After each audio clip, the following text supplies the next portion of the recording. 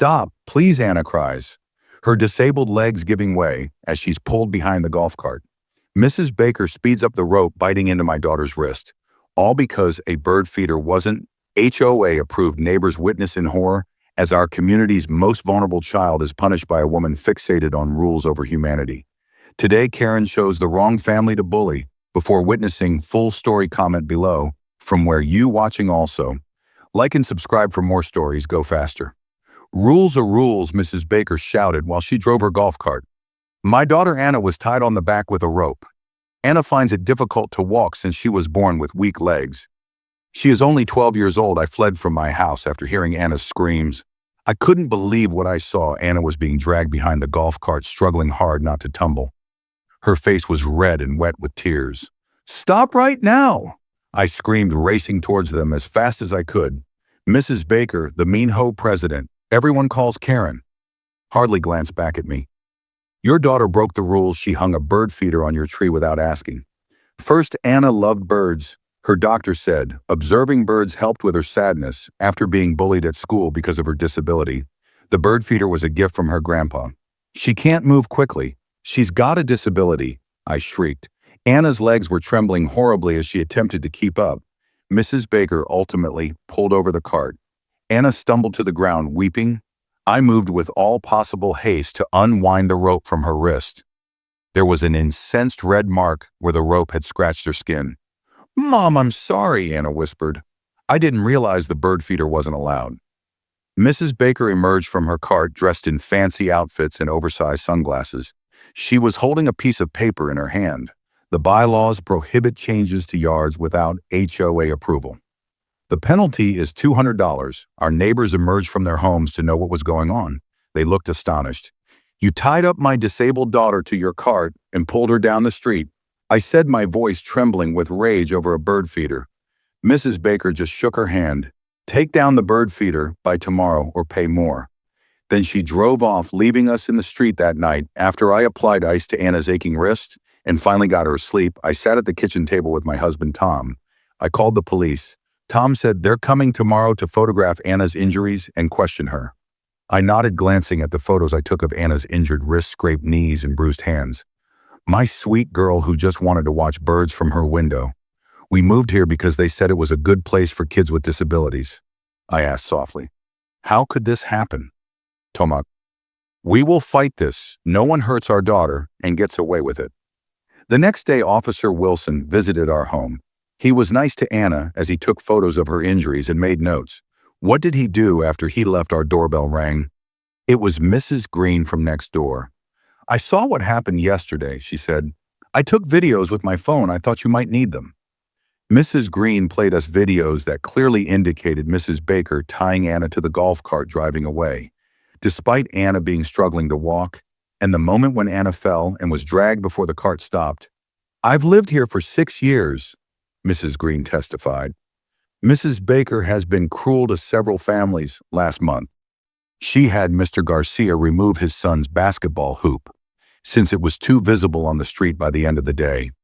5 other neighbors visited our house with complaints about Mrs. Baker's cruelty.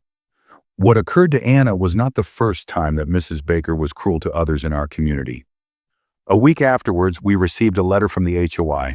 It stated we now owed $500 for further violations, such as causing trouble in the community and speaking ill of an HOA member. "She's trying to frighten us because we called the police."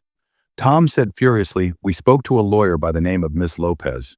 She informed us Mrs. Baker had friends within the city government who assisted her remaining in power for decades, despite complaints. But this time she crossed the line." Mrs. Lopez described what she did to Anna. "Violates a lot of laws, hurting a child, being mean to someone because of a disability, and making someone go somewhere that they don't want to go. And you have videos and witnesses to back it up. We don't just want to see her get punished," I said. "We want to ensure that this never happens to another child." The next Monday evening was the monthly HOA meeting at our community center. Most times, just a few of them attended. Mrs. Baker did as she pleased, not this time. Tom and I came and found the parking lot packed inside the room filled with our neighbors. Mrs. Baker appeared to be shocked at so many people being there. "Before we begin," she said, banging her small wooden hammer on the table, I wish to speak about the rumors being told about how I enforce the rules as president. I have a responsibility to point of order called Mr. Garcia, rising to come according to our HOA regulations. We are able to request an emergency vote if sufficient homeowners concur. Mrs. Baker's face turned red. That is not on the living room agenda tonight, neither was harming my disabled child, I said, rising to my feet. The room fell silent. My name is Linda Taylor. Last week, Mrs. Baker tied my 12-year-old daughter up to her golf cart and pulled her down the street since Anna hung a bird feeder on our tree. I held up my phone displaying the photographs of Anna's wounds. My daughter's unable to walk. Normally, she pleaded with Mrs. Baker to stop. Instead, Mrs. Baker was going faster. Mrs. Baker hammered her hammer repeatedly. These are falsehoods I was simply enforcing. We have videos, Tom told me, standing beside me from a number of neighbors. Mrs. Green stood up. I believe we should vote immediately to expel Mrs. Baker to be the HOA president and verify all the fines she's issued in the past 2 years. I concur, said Mr. Garcia. Mrs. Baker's face turned very red. Now you can't do this. The rules dictate. Actually, said Mr. Wilson, a retired judge who relocated to our neighborhood last year. I've studied the HOA rules carefully. They state we can depose board members who injured community members. What you did to that child certainly counted. The vote was swift and straightforward. Mrs. Baker was voted out of her seat by 58-3. Only she, her sister, and her friend voted to retain her. As Mrs. Baker picked up her belongings to go, I approached her. This isn't over, she growled angrily. I have friends in this town. You're right, it's not over, I responded coolly. The police are still investigating charges of harming my daughter, and we're also suing you personally. And as to your friends, I glanced in the direction of the door, where news reporters were waiting with cameras. I believe they'll lose being your friends. Once this story breaks out in the coming few weeks, several things happen. The district attorney moved to charge Mrs. Baker with child abuse and endangerment. Her friends within the city government indicated that they did not condone what she did. Our lawsuit proceeded, and other neighbors came in with their own accounts of Mrs. Baker's bullying. Our story was broadcasted on TV news, and most people online posted the videos of what transpired to Anna groups that assist individuals with disabilities, contacted us to provide assistance, and Anna was invited to give a speech at a school regarding standing up against bullies. Mom, do you think other neighborhoods also have nasty individuals like Mrs. Baker? Anna asked me one evening. Possibly, I replied truthfully, but they also have nice people like Mrs. Green and Mr. Garcia and all our neighbors who fought for what's right.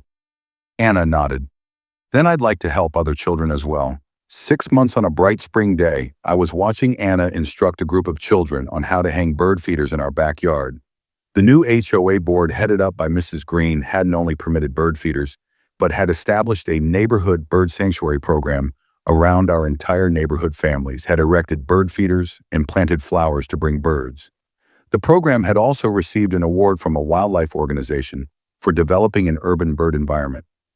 Anna moved slowly among the children, demonstrating them various kinds of seeds for various birds.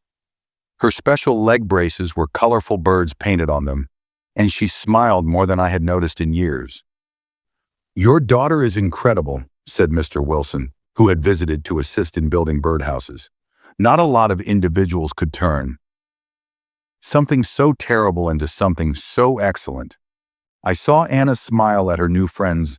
The physical hurt had healed long ago, but the fear and nightmares had been slower to heal. She still visited therapy weekly, but she was growing stronger day by day. The case against Mrs. Baker had closed last month. She had been ordered to serve community time, helping disabled children learn classes in how to treat people kindly and pay restitution that would assist with Anna's medical needs for many years even better. Our state lawmakers penned a new statute to guard individuals with disabilities from unfair treatment by HOAs. They titled it Anna's Law. A local newspaper journalist visited to photograph our bird sanctuary. How did your community change after what occurred? She asked me. I smiled as Anna pointed out a blue jay to a cluster of excited kids. We learned that when individuals stand together against bullies, good things can occur. One cruel person can harm others, but a community all working together can build something beautiful. Anna noticed me looking and smiled and gave me a thumbs up. The bird sanctuary was just the start. Sometimes the worst things that ever happened to us lead to the best changes if we're strong enough to struggle for them. And we were. Did you like this story? Let us know by commenting below.